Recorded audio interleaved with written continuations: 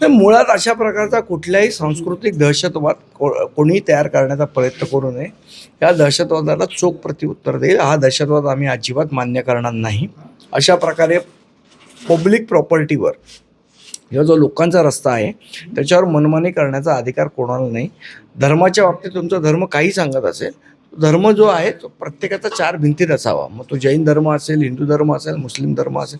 आज आपण मुसलमानांना विरोध करतो ना रस्त्यावर नमाज पडता म्हणून. मग हे काय आहे? कुठलाही सांस्कृतिक दहशतवाद आम्हाला मान्य नाही. ठीक आहे सर.